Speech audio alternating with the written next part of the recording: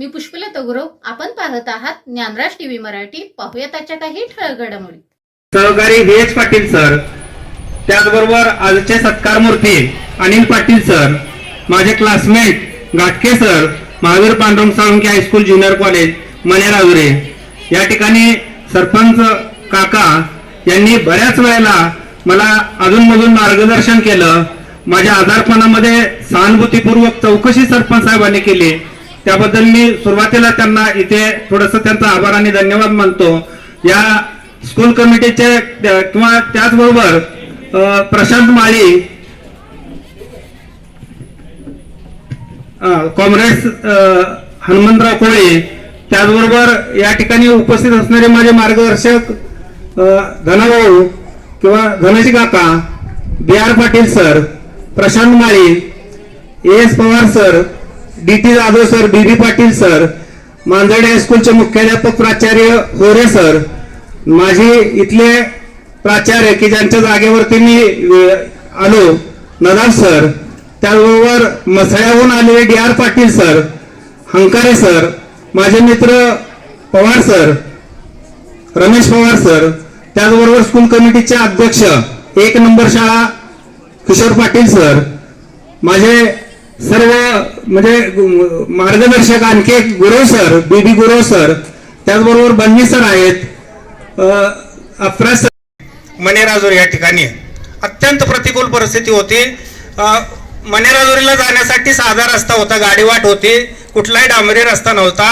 मी 3 वर्ष इथं साक्षात व्ही.एच. पाटील सर आहेत, डी.टी. जाधव सर आहेत, बी.बी. पाटील सर आहेत, मुल्ला सर आहेत पुढे बसलेले, आणि त्याचबरोबर ए.एस. पवार सर आहेत. मी सायकलने 3 वर्ष येऊन जाऊन केली. अत्यंत प्रतिकूल परिस्थिती. 94 पासून थोडीशी गाडी सुरू झाली, एसटी सुरू झाली, आणि आम्हाला थोडासा आधार मिळाला. ₹2.25 रुपये तिकीट होते. मनेराजुरीने खरं तर मला खूप काही दिलं. म्हणजे अध्यापनाच्या क्षेत्रामध्ये मी माझ्या विषयामध्ये थोडासा माझा हातखंडा होता. मला पाठ्यपुस्तक 1 वर्ष नवीन आलं की एकदा शिकवलं की पुन्हा वाचायला लागायचं नाही किंवा पुन्हा पुढे ठेवायला लागायचं नाही. कारण शिकत असतानाच व्याकरण असेल किंवा माझ्या विषयातली एकूण असणारी बाजू असेल, मी भक्कम करून घेतलेली होती. वारकरी संप्रदायामध्ये प्रगाढ निष्ठा असल्यामुळे मी खूप वारकरी संप्रदायावरती बोलतो अधूनमधून. विद्यार्थ्यांनाही आमच्या जाणीव आहे की खूप उदाहरणे विद्यार्थ्यांना सांगितलेले आहेत. मनेराजुरी या ठिकाणच्या एकूण सेवेमध्ये मला एस.बी. कांबळे यांनी सेवा करण्याची संधी दिली. मग मी तिकडे गेलोच नाही संस्थेकडे, त्यांनीच ऑर्डर आणली. जवळजवळ 9 वर्षाची ते सलग काम सेवा केली. त्यानंतर राजारामराव महाविद्यालयामध्ये 3 वर्ष सेवा केली. पुन्हा मनेराजुरीला मला 3 वर्ष सेवा करण्याची संधी मिळाली. आणि दरम्यानच्या काळामध्ये मनेराजुरीमध्ये अनेक विद्यार्थी आज क्लास 1, क्लास 2, क्लास 3 या सर्व पदावरती नोकरीला आहेत. मी त्यानंतर वाई या ठिकाणी गेलो. सर, वाई ठिकाणचा एक अनुभव सांगेन की 10 एप्रिलला राणा चव्हाण यांची पुण्यतिथी असते, आणि त्या कार्यक्रमासाठी अभयजी दरवर्षी येतात. 1 वर्ष काय झालं कोणास ठाऊक, 8:30 वाजताच अभयजी कॉलेजवरती आले आणि मला बोलवून घेतलं. कोण आहे इन्चार्ज इथं ज्युनियरचं? मी म्हटलं सर मीच आहे. आणि काय काय चालू आहे, परिसरातली स्वच्छता बघितली, फिरून थोडीशी शाबासकी दिली. चल म्हणले इथं वाईच्या जागेच्या संदर्भात, कारण वाईमध्ये एक असा प्रश्न निर्माण झालेला होता, मुख्याध्यापकांच्या पाहुण्यानेच अतिक्रमण केलं होतं आणि ते काढायला मुख्याध्यापक मला म्हणजे ट्रेस करायचं, सर काढा तुम्ही, सर तुम्हाला शक्य आहे, अतिक्रमण तुम्हाला निघतंय, मला मी बोलू शकत नाही. सर मी कॉलेजची मुलं घेऊन जाग्यावर त्यानं मारलेलं शेड उचकटून विस्कुटून लावलेलं होतं.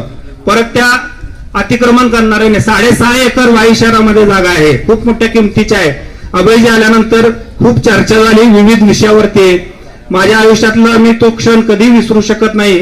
जवळजवळ 2 तास अभय कुमारांच्या समवेत मला वेळ घालवण्याची, गप्पा मारण्याची संधी मिळाली. खर तर तिथून माझी बदली बापूजी साळुंखे महाविद्यालय मिरज येथे झाली. खूप मित्र नवीन मिळाले. आयुष्याच्या वळणावरती मित्र खूप प्रेरणादायक असतात. व्ही.एच. पाटील वेळोवेळी ज्या ज्या वेळेला अडचण येईल त्यावेळेला त्यांना फोन असतो, ज्या ज्या वेळेला अडचण येईल त्यावेळेला चव्हाण सरांना फोन असतो, ज्या ज्या वेळेला अडचण येईल त्यावेळेला माझे मित्र बी.आर. पाटील सरांना फोन असतो.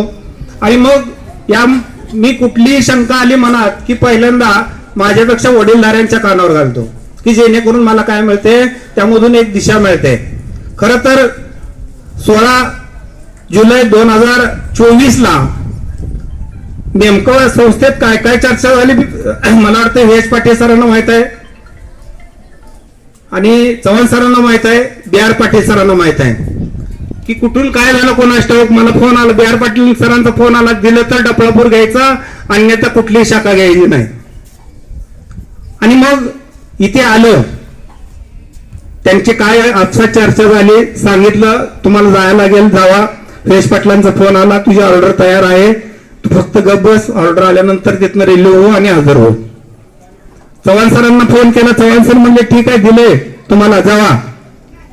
तुमची चर्चा झाली, बी आर पाटील वगैरे त्यांची चर्चा झाली. इथं आल्यानंतर मला पहिली ओळख जर कोणाची झाली असेल तर संतोष बंडगर साहेबांची झाली आणि स्कूल कमिटीचे अध्यक्ष होते.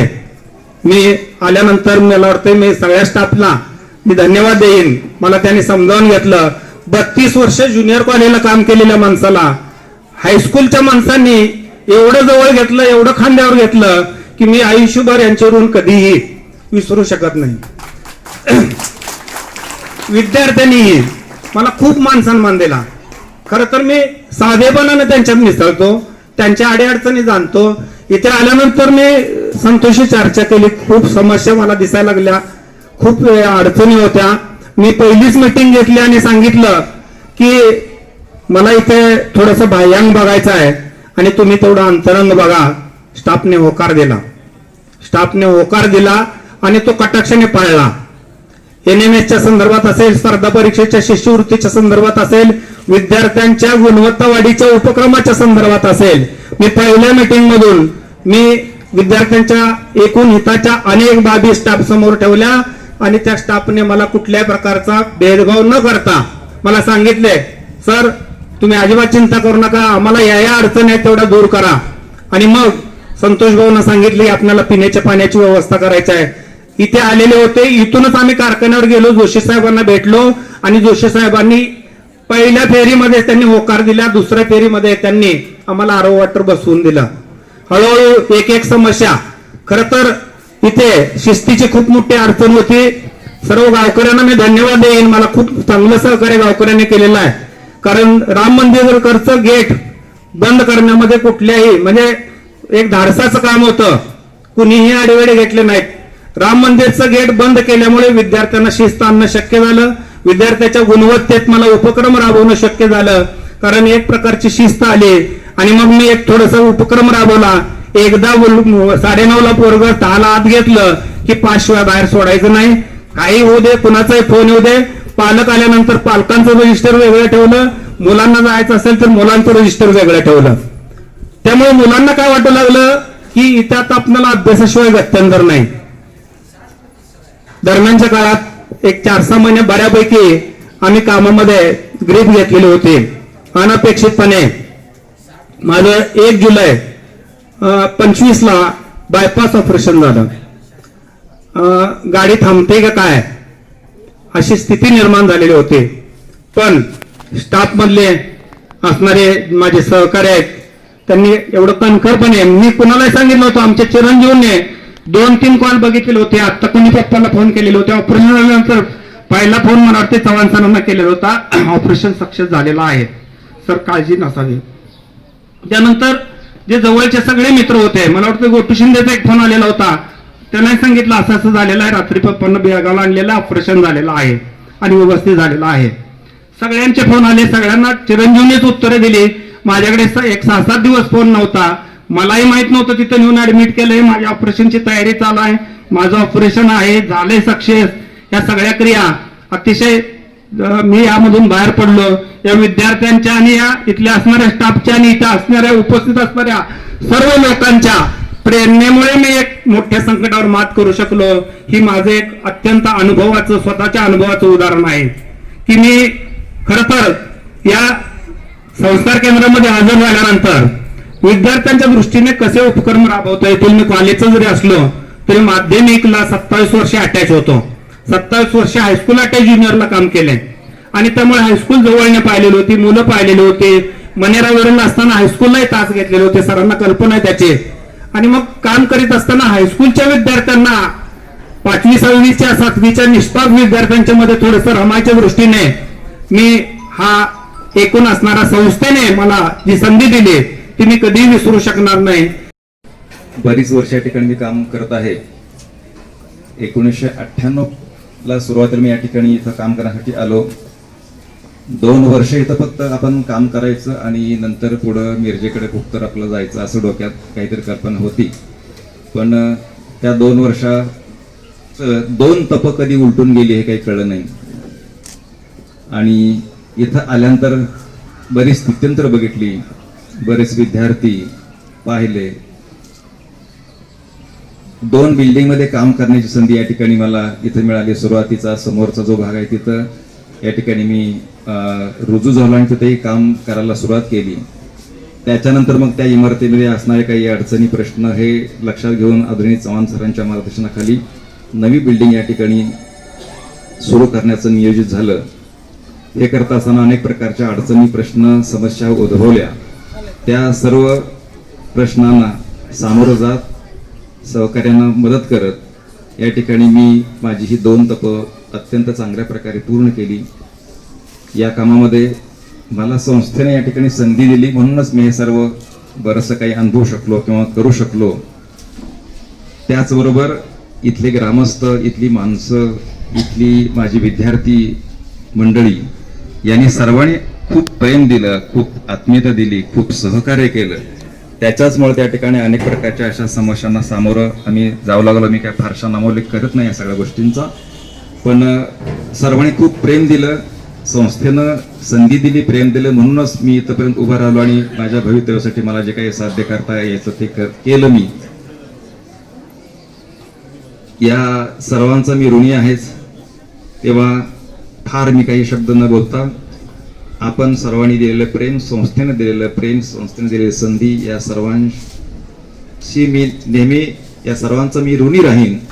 त्याचबरोबर या कालखंडामध्ये मला ज्यांनी मार्गदर्शन केलं आणि गावामध्ये मोठी संधी दिली किंवा ज्याला आपण म्हणतो की सहकार्य केलं, त्याच्यामध्ये आदरणीय बी आर पाटील सर असतील, आदरणीय नदाफ सर असतील आणि त्याचबरोबर माझे सर्व स्टाफ मेंबर्स असतील, ज्युनियर कॉलेज विभागाचे आमचे सहकारी असतील, ज्यांनी प्रतिकूल परिस्थितीमध्ये ही युनिट चालवण्यासाठी मोठी जबाबदारी पेलली आणि या सर्वांनी खूप सहकार्य दिलं.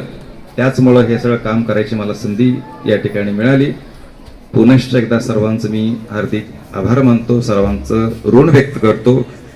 तुम्हा सर्व विद्यार्थ्यांनी जे प्रेम दिलं ते प्रेम अखंड राहावं अशा प्रकारची मी विनंती करतो, माझ्या भावना व्यक्त करतो. सर्व विद्यार्थ्यांचं सुद्धा इथून पुढचं आयुष्य उज्ज्वल जावो, त्यांच्या संपूर्ण जीवनातले जे ध्येय आहे ती ध्येयपूर्ती हो अशा प्रकारची विनंती करतो आणि मी माझं 2 शब्दाचं मनोगत थांबतो. धन्यवाद.